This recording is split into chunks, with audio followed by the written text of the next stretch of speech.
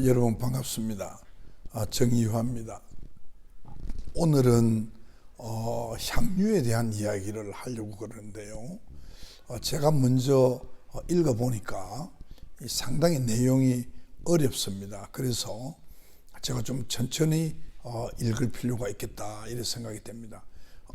여러분께서도 잘 생각해 가면서 들어보시기 바랍니다. 우리 천하의 아름다움을 즐기는 방법이 무엇이겠습니까? 그것이 향유라는 것입니다.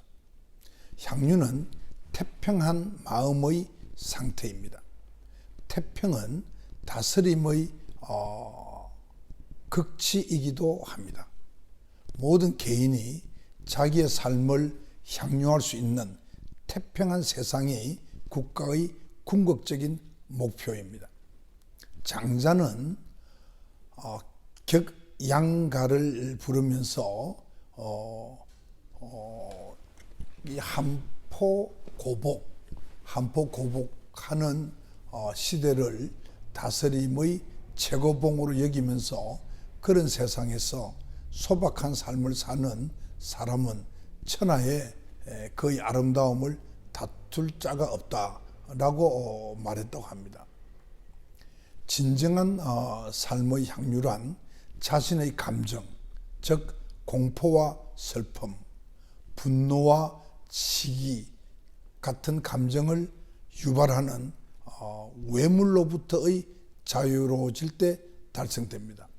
여기서 말하는 외물이라는 것은 돈이나 지위나 인기나 그런 같은 것들을 외물이라고 했습니다. 다시 제가 말씀드리겠습니다. 진정한 삶의 향유는 자신의 그 감정, 즉 공포와 슬픔, 분노와 시기 같은 감정을 유발하는 외물로부터의 자유로워질 때 달성됩니다. 그들로부터 자유로워지면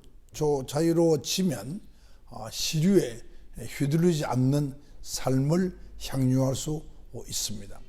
그러나 사람들은 쉽게 외물에 휩쓸리곤 하는데 거기에는 미디어 효과가 작지 않으리라고 생각합니다. 향유는 돈이나 지위나 인기 같은 그런 외물보다는 있는 그대로의 삶을 추구하는 것을 뜻합니다.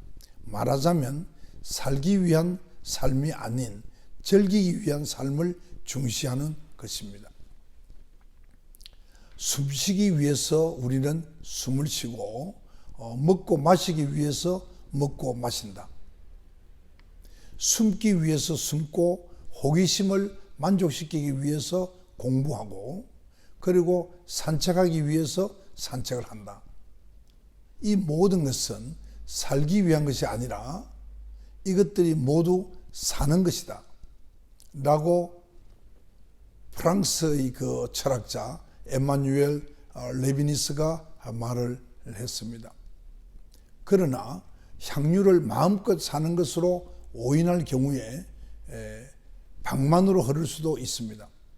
진정한 향유라는 것은 자신의 감정과 정신을 잘 조절해서 방만하지 않도록 중심을 잡아가면서 천하의 아름다움을 즐기는 것입니다.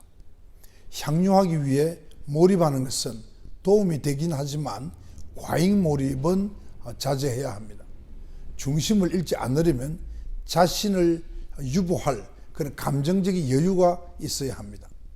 대화할 때 예를 들면 한 사람이 대화에 너무 몰입하여 자신의 감정을 과잉 표출하면 대화에 참여한 모든 사람들을 소외시키고 맙니다. 제가 사실 이 구절을 보면서 가끔 저를 뒤돌아보고는 했습니다만 저도 좀 그런 경향이 있지 않았나 하는 자성을 읽다가 했다는 고백을 합니다. 그것은 제왕들이 자주 저지르는 독재의 한 형태와 유사합니다. 정도전은 세자에게 행한 맹자 강의에서 감정 독재에 의한 제왕의 독재를 경고한 바가 있습니다. 그게 태조실록에 나오는 그 내용을 소개하면 이렇습니다. 마음은 저울과 같습니다. 저울의 눈이 작으면 양이 되고 저울 눈이 크면 근이 됩니다. 크고 작은 것을 한꺼번에 달면 근량이 섞입니다. 크고 작은 것을 각각 달아본 뒤에야 물건의 경중과 근량을 알 수 있습니다. 저울이라는 물건을 비워두었다가 물건을 기다리는 것인데, 그러니까 저울이라는 물건이라는 것은 비워두었다가 물건을 기다리는 것이라는 말입니다. 사람의 마음도 역시 이와 같습니다. 좋은 일을 보면 기뻐하고 못된 일을 보면 성을 내는 것인데, 기뻐하고 성을 내는 것이 사리에 맞아야 합니다. 만약에 좋아할 때에 성을 내고 성을 내야 할 때에 기뻐하는 것이 옳겠습니까? 그러므로 마음이라는 물건은 더욱 비워두고 일을 기다려야 할 것이오니 원하옵건대 세자께서는 정밀하게 살피소서. 이게 태조실록에 나오는 정도전의 얘기입니다. 유희와 고통 둘 다 삶의 중요한 부분이고 또 삶을 향상시킵니다. 긍정적인 것과 선한 것에만 초점을 맞추면 몸통만 남은 나무와 같습니다. 철학자 니체는 다음과 같이 말합니다. 인간도 나무와 같다. 인간이 높이와 빛을 열망할수록 그의 뿌리는 지면으로, 밑으로, 그리고 어둠 속으로, 깊은 곳으로, 다시 말해서 악으로 더 강하게 뻗어간다. 가장 높은 것이 그 높이에 도달하려면 가장 깊은 곳에서 출발해야 한다. 위대한 인간, 팽팽하게 긴장한 활이 발전, 여기서 저는 그 활전자를 이야기합니다. 화살 전자를 이야기합니다. 긴장한 활이 발전하는 것은 상반된 것들의 존재와 그것들이 만들어내는 느낌을 통해서라고 나는 믿는다. 니체가 한 말입니다. 즉 부정적인 것은 단지 긍정적인 것에 필요한 도구적 수단이라는 뜻이 아니라 둘이 함께 지속적으로 긴장을 유지하면서 역동적으로 전체를 이룬다는 그런 뜻입니다. 그래서 향유는 서로 다른 것, 서로 상반되는 것들의 어울림이 향유입니다. 그것은 낯선 곳을 방문하는 여행자의 느낌과 유사합니다. 마르코 폴로가 한 말을 소개하겠습니다. 여행자는 자신이 갖지 못했고 앞으로도 가질 수 없는 수많은 것들을 발견함으로써 자기가 가진 것이 얼마 되지 않는다는 것을 인식하게 된다. 이게 대항해자 마르코 폴로가 한 이야기입니다. 친구들을 만나고 세상을 만나면서 자기 스스로 부족함을 깨닫고 타자로부터 그것을 채워나가는 과정이 향유입니다. 그렇게 타자들과 어울릴 때 즐거움이나 만족감이 더해집니다. 언제나 내 뜻에 복종하게끔 짜여져 있는 그런 인간관계 속에서 느낄 수 있는 즐거움은 아주 일시적이고 부분적인 즐거움에 그칩니다. 대신에 나와 달라 어긋날 수 있는 타인이 나와 잘 어우러질 때, 혹은 내게 멀리 떨어져 있거나 내가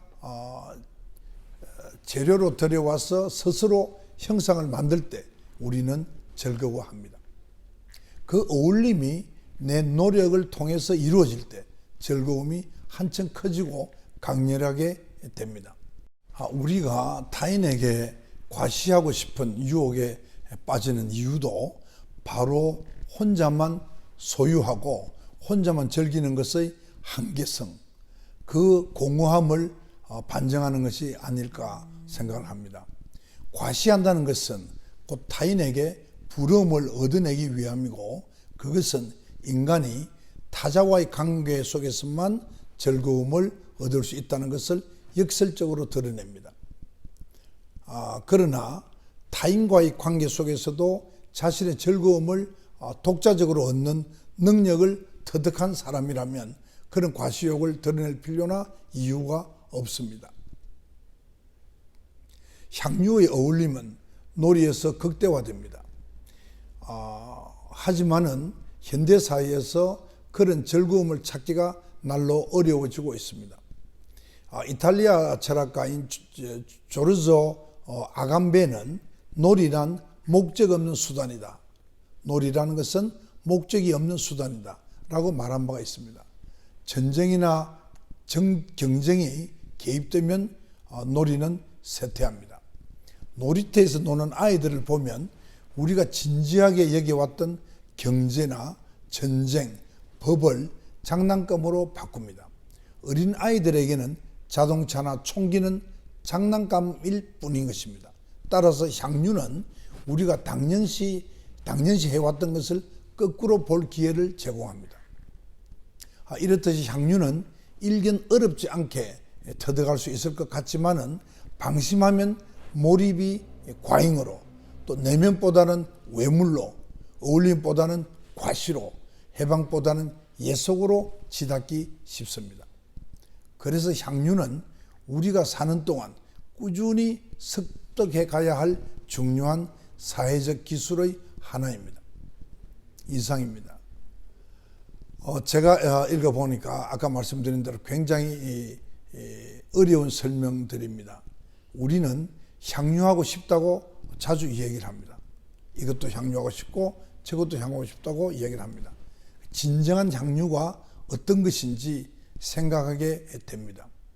여러분도 고민해 보시기 바랍니다. 감사합니다.